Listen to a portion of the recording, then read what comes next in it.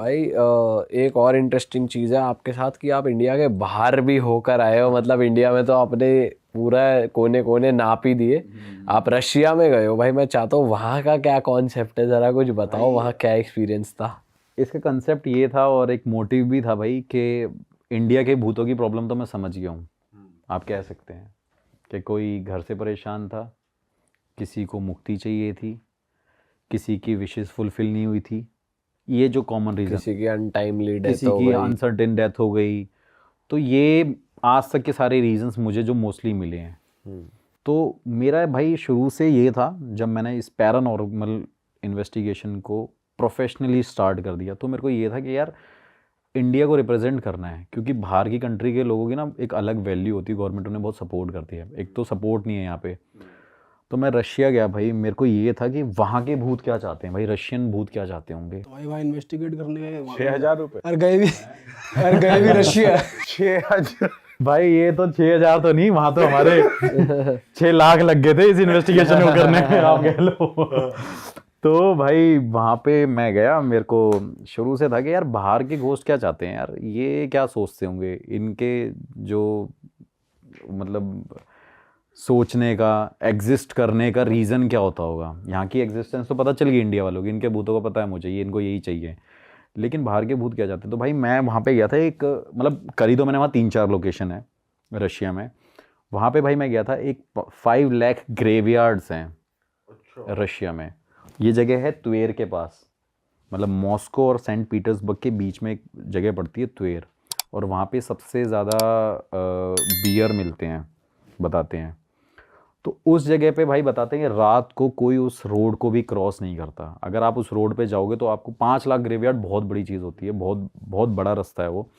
तो भाई मैं अपने वहाँ लोकल फ्रेंड्स के साथ गया, उनको मैंने इनवाइट किया, मैंने भाई मेरे साथ चलना पड़ेगा क्योंकि ये जगह तो जानी है। क्योंकि उन्होंने मेरे को बताया कि इस ग्रेवयार्ड के पास लोग ना घोस्ट को चलते हुए देखते हैं, लोगों को रोड पे आत्माएं नज़र आती हैं और आवाज़ें आती हैं। पुलिस भी वहाँ पे घूमती नहीं है भाई। तो वहाँ पे उन्होंने कार स्टॉप करी, कार स्टॉप करने के बाद भाई मैं सीधा ग्रेवयार्ड के अंदर चला गया। अब मैं वहाँ गया हूँ, वहाँ जाने के बाद भाई मुझे स्मेल आ रही है, बहुत ज़्यादा स्मेल आ रही थी। और ग्रेवयार्ड भी एक नहीं थी भाई, हज़ारों थी, और गलती से मेरा पैर भी उन पे पड़ रहा था क्योंकि अंधेरा बहुत था, जंगलों के बीच में था। तो भाई जब मैं वहाँ गया, देखा वो लोग मुझे फ़ोन कर रहे हैं, वो भाई घबरा गए क्योंकि मैं 10 मिनट तक तो अंदर ही था जहाँ पे इंसान नहीं जाते। दिन में भले ही चले जाएं, लेकिन रात को कोई हिम्मत नहीं करता वहाँ पे, क्योंकि पुलिस ही नहीं जाती उस जगह पे। भाई वहाँ पे मैं इन्वेस्टिगेशन करने के लिए फिर मैंने वहाँ के लोकल पर्सन को बुलाया कि भाई ये ट्रांसलेट करेगा, क्योंकि भाई वो तो रशियन ही समझेंगे। तो भाई वो ट्रांसलेट कर रहा है। ऑल्दो मुझे वहाँ पे ये चीज़ नहीं मिली कि वहाँ पे कोई स्पिरिट है उस टाइम पे, क्योंकि इनके साथ एक और भाई ऐसी चीज़ है कि ज़रूरी नहीं है कि कोई भी घोस्ट स्पिरिट अपनी एग्जिस्टेंस आपको उस टाइम पे प्रूव करे ही करे। हो सकता है आज नहीं करना चाहती, सेकंड टाइम करे। क्योंकि नॉर्मली भी होता है ना, मैं आपको बोलूँ यार मेरे साथ यहाँ चल रहे, आप मना कर दोगे, मैं फिर दूसरे दिन आपको अप्रोच करूँगा भाई मेरे साथ चल रहे यहाँ पे, तो बोलोगे चल यार इसने कल बोला था तो चल लेते हैं। तो ये भी रीज़न हो सकता है। लेकिन वहाँ पे एक नेगेटिविटी, मैं अकेला बंदा नहीं हूँ बताने वाला, पूरा रशिया और पूरा त्वेर जानता है कि वहाँ पे भाई घोस्ट भटकते हैं। लेकिन वहाँ पे जो सबसे बड़ी चीज़ होती है वो है ब्लैक मैजिक।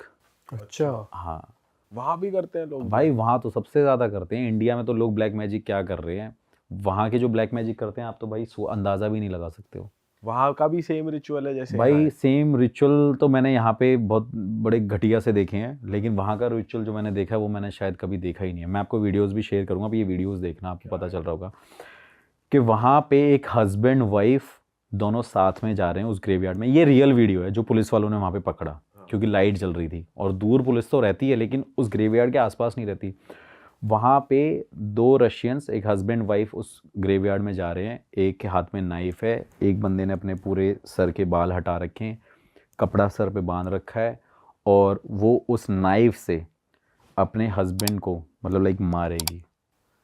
वो नाइफ और चाकू उसमें घुसेड़ देगी, और वो कहते हैं कि जब वो उसकी बलि ले लेगी अपने हस्बैंड की, तब वो जो चाहती है तब उसकी इच्छा वैसे पूरी होगी। अच्छा। ये उनका एक पैटर्न है, आप कह सकते हो। और हस्बैंड जा भी रहा है। हस्बैंड जा रहा है भाई, अब वीडियो देखना, उसमें हस्बैंड मतलब पूरा तैयार है, वहाँ पे उन्होंने भेड़िए भी, गोट पकड़ रखी है और एक दो जानवर लेके जाते हैं। अगर आप देखोगे, मैं आपको वीडियोस दिखा रहा हूँ, आप देखना, इसमें चाकू अलग अलग हैं, चाकू के ऊपर गोश्त की पिक्चर बनी हुई है। मतलब बहुत डिफरेंट है, बहुत अलग ही एक, जैसे हर जगह कल्चर अलग होता है, तो उनका ब्लैक मैजिक करने का भी पैटर्न बहुत डिफरेंट है। और वहाँ पे बताते हैं कि मोस्टली लोग ब्लैक मैजिक करने आते हैं और सबसे ज़्यादा ग्रेवयार्ड के ऊपर रख के बंदे अपने आप को मारते हैं, खुद को।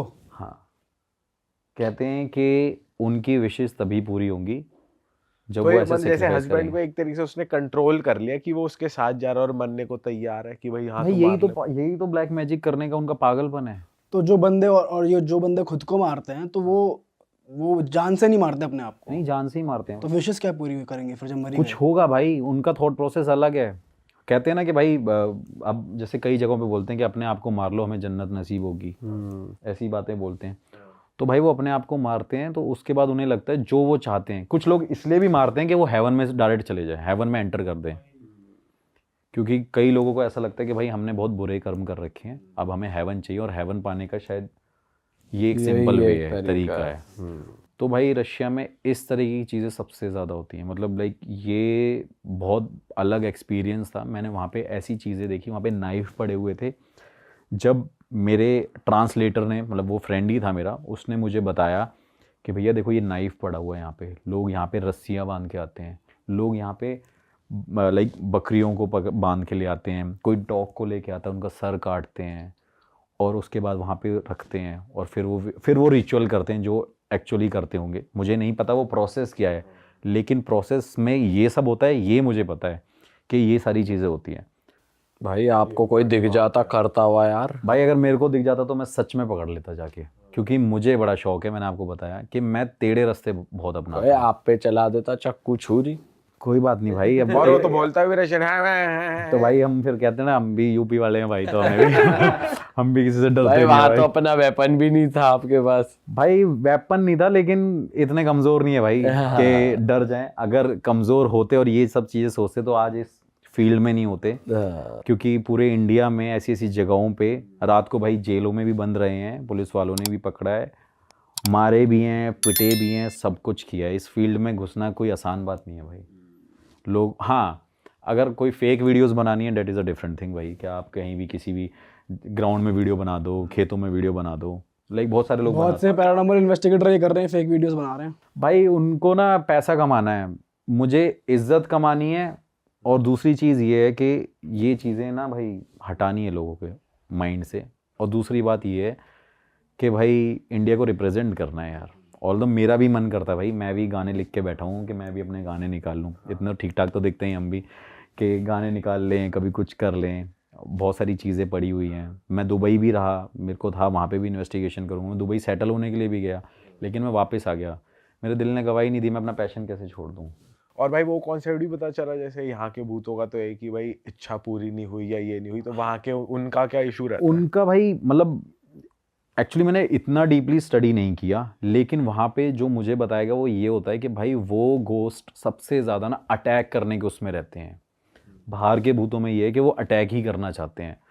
वो हमेशा किसी को खुश नहीं देखना चाहते, हमेशा एग्रेशन में रहते हैं, हमेशा सबको एग्जिस्टेंस अपनी प्रूव कराएंगे।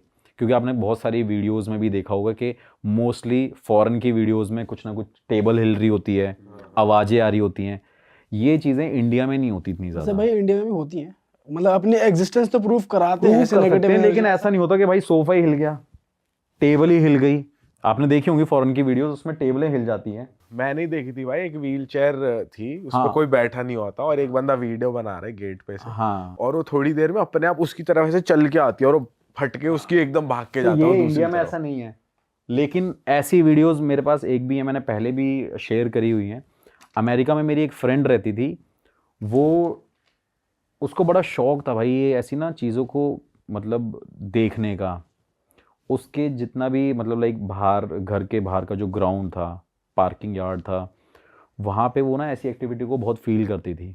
तो वो मुझे वहाँ से वीडियोस भेजती थी, उसमें भाई कोई वाइट शेडो दिख रही है इंसान की पूरी, कोई वाइट शेडो घूम रही है।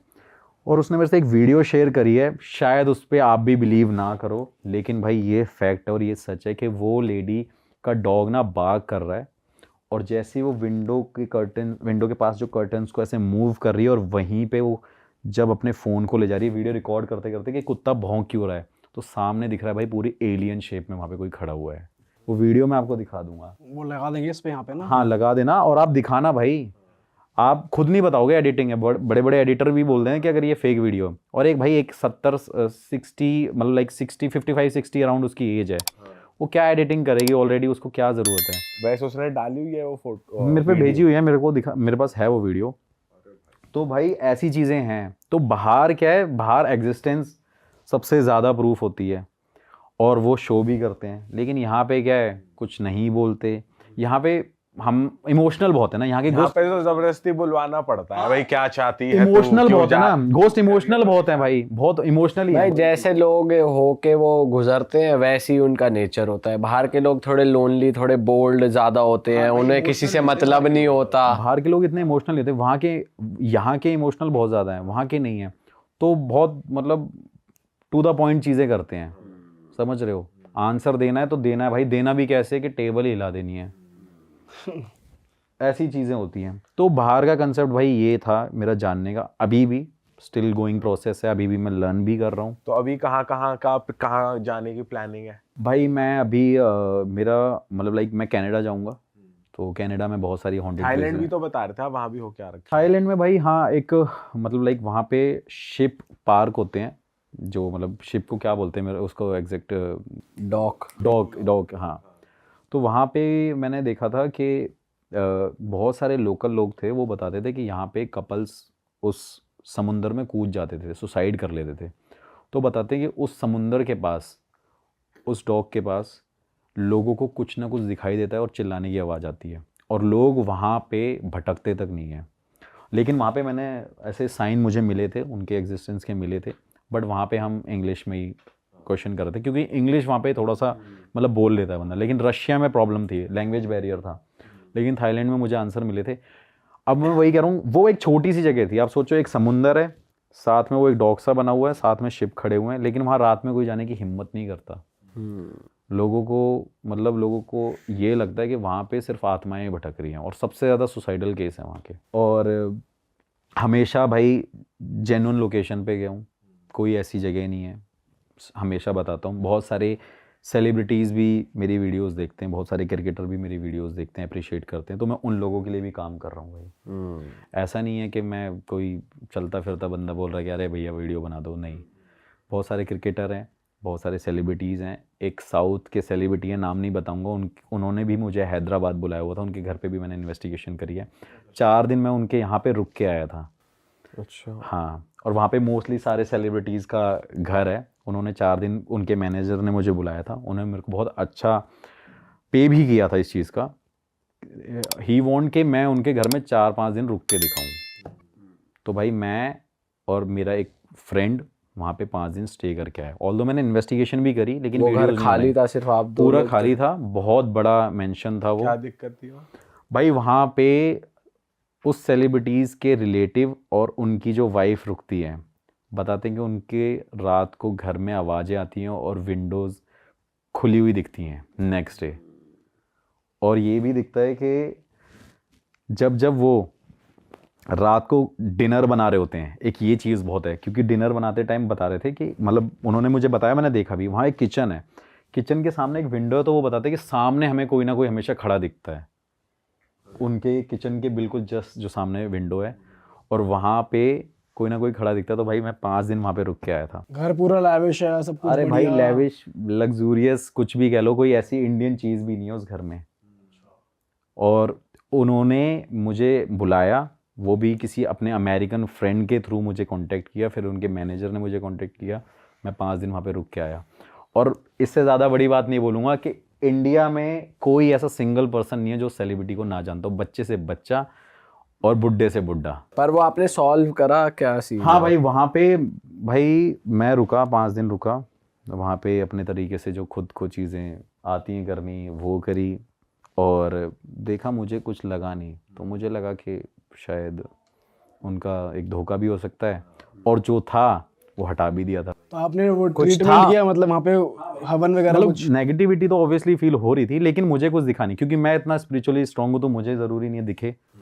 अब सीधी सी बात है ना भाई, एक जैसे डॉग है और एक कैट है, तो भाई डॉग अगर कैट को डराएगा तो कैट भागेगी, लेकिन वहीं भाई एक सामने एलिफेंट हो गया, टाइगर हो गया, उसके पास डॉग जाएगा तो वो कैसे डरेगा। तो वही सेम पैटर्न आप मेरे ऊपर अप्लाई कर सकते हो और कह सकते हो कि भाई मेरे को डर नहीं लगा, नेगेटिविटी फील हुई थी। तो आपने वो ठीक कर दी। फिर वहाँ पे उनके लिए मैंने पूजा कराने के लिए यहाँ से 8 पंडित भेजे थे उनके मेंशन में। हाँ, 2 दिन तक उन्होंने कंटिन्यू करी वो पूजा, फिर मैं गया था। फिर वो पूजा कराने के बाद वो घर ठीक हो गया, और भाई अच्छे कांटेक्ट भी हैं। ये फर्स्ट स्टोरी मेरे को मेरे दिल्ली से एक मेरे सब्सक्राइबर हैं, अभी कुछ ही दिन पहले उन्होंने मेरे को ये स्टोरी भेजी थी, ज़्यादा दिन नहीं हुए हैं, मेरे ख्याल से हफ्ते 2 हफ्ते की बात है। उन्होंने स्टोरी मेरे को भेजी थी, और उन्होंने अपना ज़्यादा कुछ पर्सनल डिटेल्स तो बताने को मना किया था, तो मैं बहुत ज़्यादा उनका नाम वाम तो नहीं बता पाऊँगा। लेकिन वेस्ट दिल्ली में उनका घर हुआ करता था, और ये ना 2000 के आसपास की बात है। तो अब तो उसकी एज भी काफ़ी हो चुकी है इस लड़के की, लेकिन 2000 में जिस घर में वो रहा करते थे, उस घर में कोठी थी, मतलब अच्छा परिवार था, 2 भाई थे, उनके मम्मी पापा थे, सारे रहा करते थे घर के अंदर।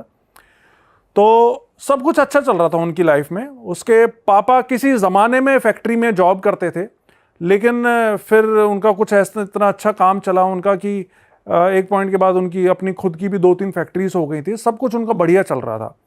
और उस घर में, जिस घर में उनके साथ ये सब इवेंट्स हुए थे, उस घर में रहते हुए भी उनको 10-12 साल हो चुके थे, और सब कुछ बढ़िया चल रहा था उनका। फिर क्या हुआ, 2000 के आसपास में उस लड़के का जो बड़ा भाई था ना, उसकी शादी की एज हो गई थी। तो उसके पापा ने बोला कि भाई अब लड़के की एज तो हो ही रही है और सब कुछ अच्छा चल रहा है घर पे, तो इसके लिए एक लड़की ढूंढ ली जाए। तो उसकी शादी करवाने के लिए रिश्ता वो ढूंढने लग गए। इन्हीं दिनों फिर उसके पापा ने अपनी फैमिली में ये शेयर किया, ये बताया कि जिन दिनों मैं फैक्ट्री में जॉब करता था ना, तो मेरा एक दोस्त था, और वो बहुत अच्छा दोस्त था मेरा, और उसकी भी एक बेटी है जो कि शादी की उम्र की हो रखी है, और मैंने उसकी बेटी को देखा हुआ, बहुत सुंदर लड़की है, और फैमिली का, उसके परिवार का तो हमें पता ही है, बहुत अच्छा परिवार है।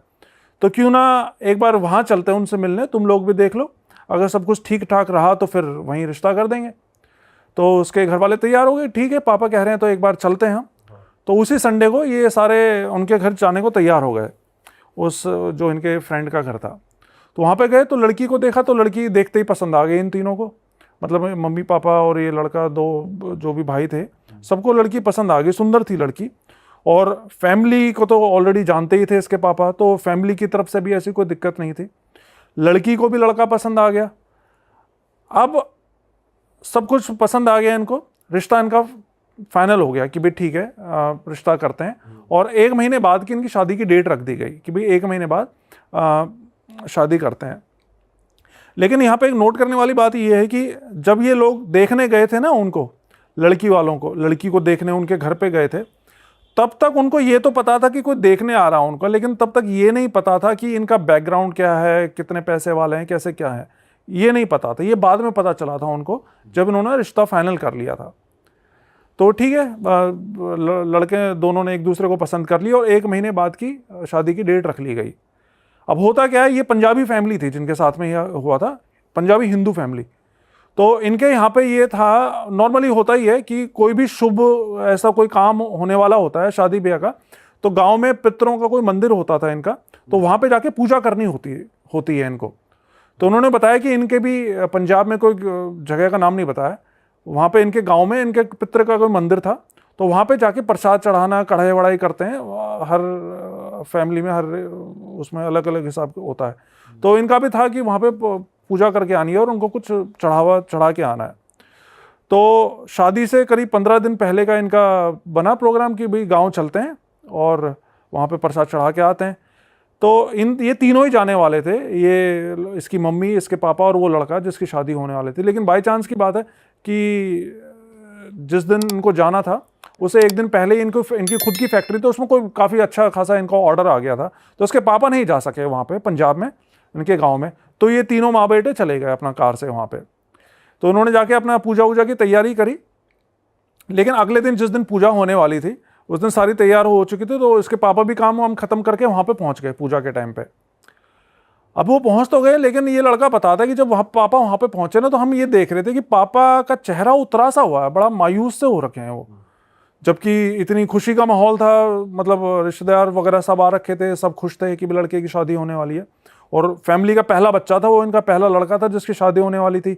तो नेचुरल सी बात है, बड़ी धूमधाम से करते हैं ऐसे तो इन्होंने फिर, लेकिन उस टाइम पे ज़्यादा कुछ नहीं पूछा, इन्होंने पूजा वूजा करी। पूजा होने के बाद में फिर उन्होंने पापा से पूछा कि क्या हुआ पापा, कोई परेशानी है क्या, कुछ बात हुई, आप ऐसे मतलब मायूस क्यों लग रहे हैं?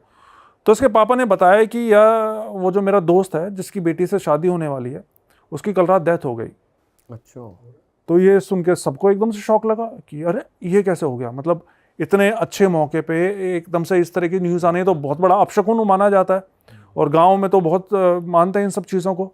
तो रिश्तेदार वगैरह थे, उन सब ने ये बात सुनी तो सब ने बोला कि नहीं नहीं, ये तो बहुत बड़ा अपशकुन हो गया है, और अब उस घर में आपको रिश्ता नहीं करना चाहिए, मतलब उस लड़की से आपको रिश्ता तोड़ देना चाहिए।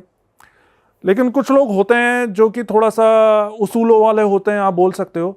उसने बोला कि नहीं, वो तो मेरा दोस्त का परिवार है, उसके बच्चे हैं, उनके घर में तो ऑलरेडी इतना मुसीबतों का पहाड़ टूट चुका है, उसके पिता की डेथ हो गई, और ऐसे में अगर हम भी उससे रिश्ता तोड़ लेंगे तो ये तो अच्छी बात नहीं है। तो मतलब इन्होंने तो अच्छे के लिए सोचा था, तो इन्होंने रिश्ता नहीं तोड़ा। हालांकि इस बात पे इनके कई सारे रिश्तेदार थे जो कि नाराज भी हो गए थे कि तुम ऐसा अपशकुन होने के बाद भी उनसे रिश्ता नहीं तोड़ रहे हो, तुम्हें बिल्कुल नहीं करना चाहिए रिश्ता। लेकिन वो अड़े रहे कि नहीं, रिश्ता शादी होगी तो वहीं होगी, और वो माने नहीं।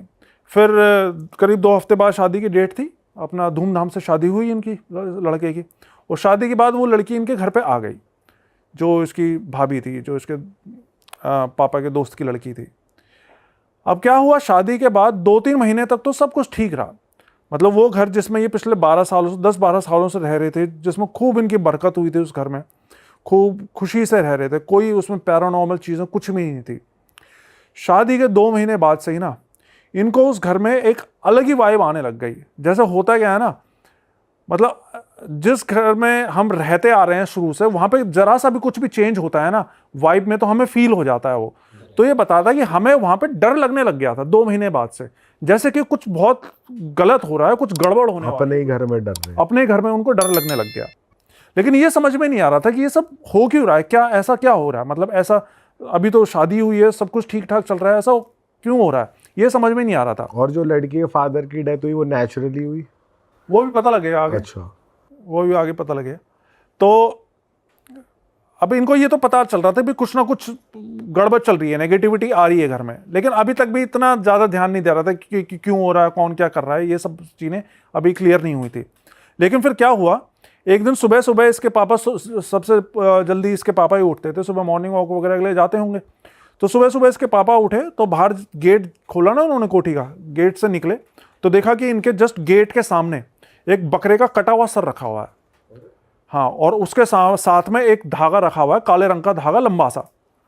अब इसके पापा ने एकदम से ये देखा कि अरे ये कहाँ से ऐसी चीज़ आ गई, तो कोई भी नेचुरल सी सकपक आ जाएगा एक बार के लिए।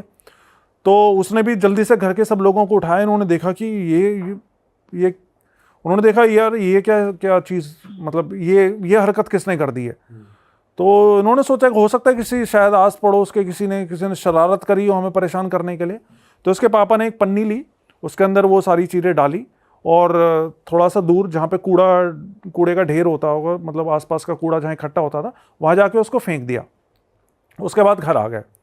उसके बाद वो दिन तो इनका नॉर्मल गुजर गया, लेकिन फिर क्या हुआ, उसी रात से ही ये जब भी सोते हैं ना, तो इनको किसी औरत के रोने की आवाज़ आती है अपने घर के अंदर से।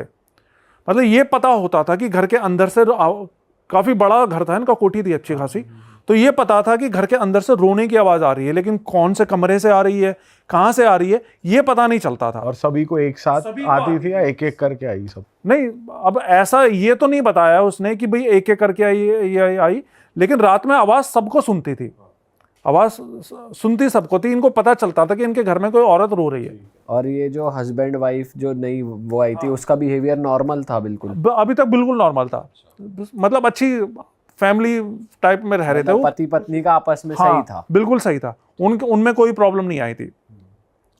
तो रात में ये सब चीज़ें होने लग गई, तो 3-4 दिन तक तो इन्होंने इग्नोर किया कि भाई शायद हो सकता है बाहर से आ रही है आवाज़ें, लेकिन जब 3-4 दिन तक हर रात में इनके घर में रोने की आवाज़ें आती रही, तो इसके पापा का एक कोई फ्रेंड हुआ करता जो कि अच्छा खासा तांत्रिक बताते हैं, काफ़ी अच्छा तांत्रिक था, वो बड़ा तांत्रिक था।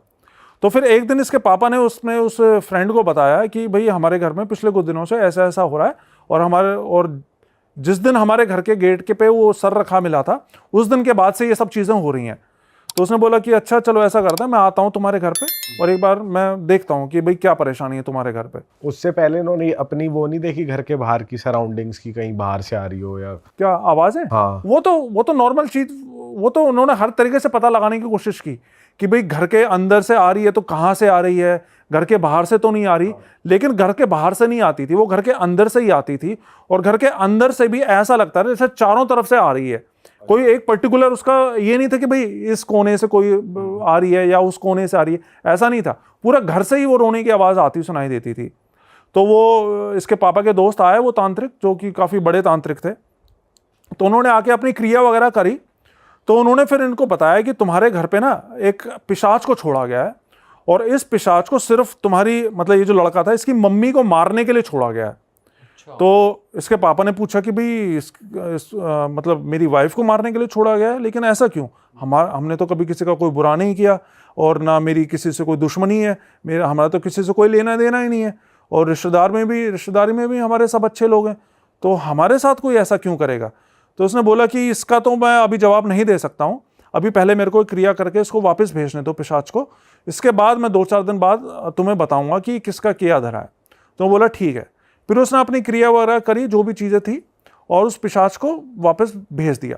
और पिशाच को भेजने के लिए कई तरह की चीज़ें भी उन्होंने मांगी थी, मिठाइयाँ, कई तरह की मिठाइयाँ, जो भी नॉर्मल तांत्रिक क्रियाएं होती हैं, उस तरीके से करके उन्होंने पिशाच को वापस भेज दिया। अब क्या हुआ, ये 3-4 दिन बीत गए, इसके बाद से वो रात में जो रोने की आवाज़ आती थी ना, वो आनी बंद हो गई। अब फिर से पहले जैसा सब कुछ नॉर्मल हो गया। लेकिन फिर 3-4 दिन बाद क्या हुआ, फिर से एक सुबह इसके पापा सो के उठे ना, तो इनका जो दरवाज़ा था, जो मेन गेट, वो खोल के जैसे बाहर निकले तो देखा कि सामने फर्श के ऊपर एक हरे रंग का बड़ा सा कपड़ा रखा हुआ है, और उसके ऊपर मांस के लोथड़े से पड़े हुए हैं, और खून के छींटे पड़े हुए हैं वहाँ पे। तो वो देखते ही ये फिर से समझ गए कि भाई ये तो फिर से किसी ने कोई गड़बड़ कर दी है। लेकिन पिछली बार जो ये तांत्रिक दोस्त आए थे ना इनके, उन्होंने इनको ये बोला था कि भाई तुम्हारे घर पे अगर इस तरह की कोई भी चीज़ दोबारा से हो ना, तो इन चीज़ों को छूना मत तुम, ये छूना ठीक नहीं रहता। तो उसने ना छुआ नहीं, बल्कि पीछे वाले गेट से निकल के अपनी कार लेकर अपने उस दोस्त के पास पहुंचे, और उसको जल्दी से लेकर आ गए अपने घर पे। तो वो इनका वही तांत्रिक दोस्त वापस से आया इनके घर पे, देखा कि भाई वो सब चीज़ें वहाँ पे रखी हुई हैं, तो उसने अपने जो भी क्रिया वगैरह थी, मंत्र वंत्र थे, वो पढ़ने शुरू कर दिए। लेकिन इस बार क्या हुआ, जैसे ही उसने मंत्र पढ़ना शुरू करा ना, उसको खून की उल्टी हो गई वहीं की, अरे भाई साहब, तांत्रिक को। और जबकि वो अच्छा खासा शक्तिशाली तांत्रिक था, उसको खून की उल्टी हो गई, और खून की उल्टी होते के साथ ही वो तो उल्टे पांव वहीं से भाग गया। उसने कहा कि भाई मैं अभी कुछ नहीं कर सकता हूँ, मेरे को यहाँ से जाना होगा, और वो फिर वहाँ से घर से भाग गया। अब वो चला गया तो वो तो सब चीज़ें वहीं पड़ी थी, मांस के लोथड़े अभी भी घर के सामने पड़े हुए थे। फिर ये बताता है कि इसके पापा ने फिर से एक पन्नी ली, और वो सब चीज़ें उठाई, एक पन्नी में बांध के साथ में जो गंदी नाली थी उसमें फेंक दिया। लेकिन फिर उसी रात को इनके साथ में पता है क्या हुआ, रात में जब ये लोग अपने अपने कमरों में सो रहे थे ना, तो इनको घर के बाहर जो इनका वो तो हॉल था, जहाँ पे इनकी सारी डाइनिंग टेबल कुर्सियाँ रखी हुई थी, इनके सारी की सारी चीज़ें ऐसे उठ के, मतलब ऐसे हवा में उड़ने लगी, जैसे कि उठा के उनको पटक रहा हो बुरी तरह, दीवारों से टकराने लगी, चकनाचूर होने लगी, किचन में जितने बर्तन थे सारे इधर उधर होने लग गए, हवा में उड़ रही है सारी चीजें। मतलब चीज ऐसे जैसे मैं ये जैसे कप रखा हुआ है, इस कप को मैं उठा के दीवार पे फेंक के मारूंगा ना, तो इस तरीके से हो रहा था जैसे कोई उठा के फेंक रहा है चीजों को। तो ये बताता है कि हमें उस वक्त ऐसा लग रहा था जैसे हमारे घर के अंदर पूरी कोई भूतों की भूचाल आ गया हो। हाँ, भूचाल आ गया, भूतों की पूरी फौज घुस गई है हमारे घर में, तो ऐसा लग रहा था हमको। और मदद वाला कोई था नहीं, क्योंकि एक वही थे तांत्रिक, और रात में ये मेरे ख्याल से 2-3 बजे की बात है जब इनके साथ में ये सब हो रहा था। तो जैसे तैसे पूरे, मतलब एक कमरे के अंदर सारे के सारे दुबके रहे, और फिर जब सुबह दिन निकला ना, फिर इन्होंने जाके हॉल में देखा तो पूरे हॉल का सामान सारा तहस नहस हुआ पड़ा था। तो इसके पापा फिर से उस अपने दोस्त के पास गए, क्योंकि इनको समझ में आ गया था कि भाई ये तो कोई बहुत ही बड़ी मुसीबत घर में घुस गई है। तो ये अपने दोस्त के पास गए, तो दोस्त के पास गए तो देखा कि उसकी तो वैसी मरने की जैसी हालत हो रखी थी उसके दोस्त की, मतलब उसकी ऐसी हालत हो रखी थी, वो बोल भी नहीं पा रहा था ठीक से। तो इसने अपने दोस्त को बताया मतलब सारी बात कि जी हमारे घर में तो ऐसा ऐसा हुआ, हमारा तो सारा सामान तहस नहस हो गया और तुम भी वहाँ से उस दिन भाग गए थे, तो कुछ तो बताओ हमारे घर में ऐसी कौन सी चीज़ घुसाई है, कुछ तो हमारी मदद करो। तो उसने तांत्रिक ने बताया कि तुम्हारे घर में कोई भूत वूत नहीं आया है, तुम्हारे घर में एक सुलेमानी जिन को छोड़ा गया है। एक जिन है, सुलेमानी जिन? हाँ, जिन्नात की भी अलग अलग कैटेगरीज होती हैं, उसमें एक सुलेमानी जिन बताया जाता है। जब मैंने ये स्टोरी सुनी थी ना, तब मेरे को एक अलिफ लैला, आपको याद आता हो शायद, हाँ, याद एक होगा, शो एक आया आता था। करता था अलिफ लैला, उसमें हुआ करता था एक कैरेक्टर सुलेमानी जिन। वो सुलेमानी जिन बताते हैं ऐसा कि ये जिन्नों का सरदार होता है और उसमें बहुत बहुत ताकतवर होता है, ये मतलब बहुत शक्ति होती है, इसको हराना बहुत मुश्किल होता है, इसको काबू में करना। तो उसने बताया कि ये सुलेमानी जिन है और इसको कोई काबू में नहीं कर सकता, और ये तुम लोगों की मौत बन के आया है, इसको सिर्फ तुम लोगों को मारने के लिए भेजा गया है यहाँ पे, और इससे अब तुम लोग बच नहीं सकते। तो उसके पापा ने उसको बोला कि भाई मेरे तो बच्चे हैं साथ में, मेरी तो फैमिली है, अगर तुम ही कुछ ऐसे बोलोगे तो फिर मैं कहाँ जाऊँगा। तो उसने बताया कि भाई देखो, मैं तो कुछ नहीं कर सकता हूँ, लेकिन चूंकि तुम्हारी पूरी फैमिली की ज़िंदगी का सवाल है तो मैं तुमको एक रास्ता बता सकता हूँ। उसने बताया कि शिमला में एक जगह पड़ती है नालागढ़, और वहाँ पे एक बाबा है जिनको पीपल वाले बाबा करके बुलाया जाता है। तो उसने बोला कि वो एक अघोरी बाबा है, अगर तुम जा सकते हो तो जल्द से जल्द उन बाबा के पास जाओ, अगर तुम्हारी कोई जान कोई बचा सकता है ना तो सिर्फ वही बचा सकता है, नहीं तो तुम्हारा बचना बहुत मुश्किल है। और अगर आने वाली पूर्णिमा या अमावस्या, पता नहीं क्या बताई थी, तब तक ये तुम सबको एक एक करके मार डालेगा, क्योंकि इसको ऐसा नहीं है कि तुम लोगों को परेशान करने के लिए या तुम्हारा बिजनेस चौपट करने के लिए भेजा गया है, इसको सिर्फ तुम लोगों को मारने के लिए ही भेजा गया है। वैसे अभी तक किसी फैमिली मेंबर को कुछ कुछ नहीं हुआ? नहीं, अब नहीं, अभी फिजिकल हार्म फैमिली में किसी को नहीं हुआ था, लेकिन वो पहले वाला जो पिशाच था उसके लिए उसने बताया था कि माँ को मारने के लिए भेजा है, लेकिन ऐसा अभी तक सेफ थे, मतलब मरे नहीं थे, कोई भी फैमिली में डेथ नहीं हुई थी। तो उसने कहा कि एड्रेस दिया उसका बाबा का, तो ये लोग उसी शाम को फिर वहाँ पे नालागढ़ जाने के लिए निकल गए।